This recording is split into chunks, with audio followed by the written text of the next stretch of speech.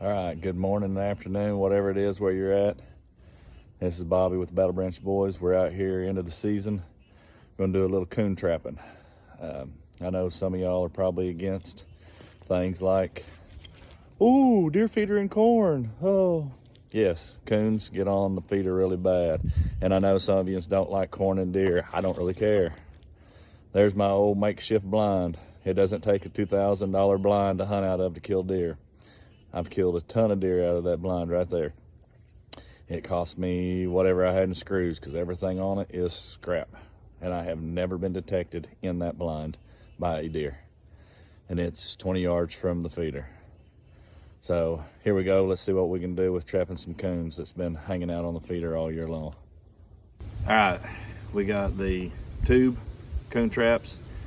Coon comes in, has to stick your hand down the coon in the tube here. Coons like to stick their hands in holes. All right, I love these traps.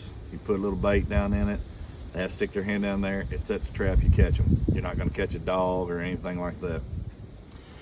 Then they got this little device.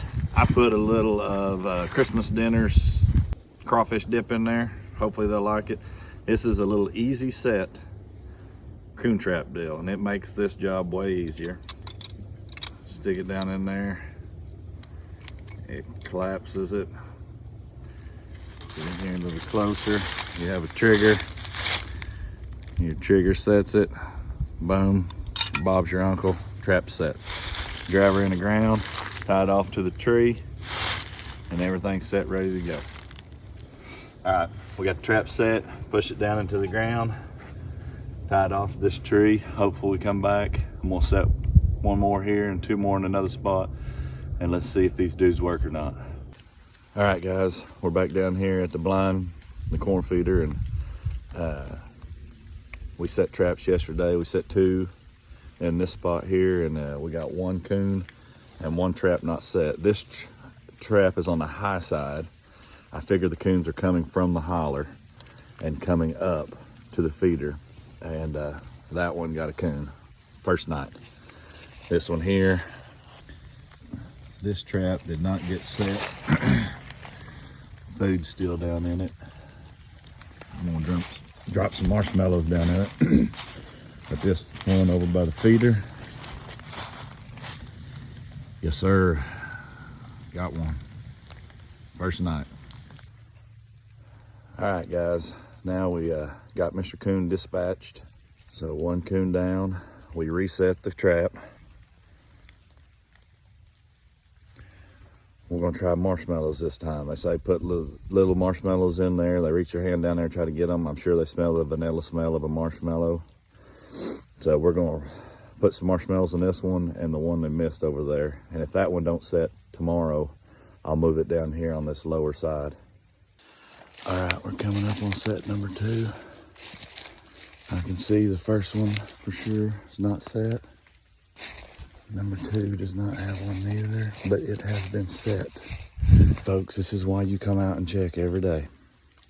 I set 4 coon traps and I got 2 of them set. This one here you're about to see, the coon has wrapped himself around the tree numerous times and worked his foot loose. So I was successful in both sets, but this coon must have got himself loose. There's not a lot of scratching on the ground like he just tore it up like back at the other place, but he definitely was able to work himself loose from this thing. All right, back here at the house, we was able to get one coon. One got away. We reset all 4 traps and we'll be back at it in the morning. Today is the second day of running traps. We're over here in the West Woods. We're just walking up on the 2 traps I laid out yesterday. This is the one that was running in a double-sided tree, a double tree. And the coon was able to pull himself off. And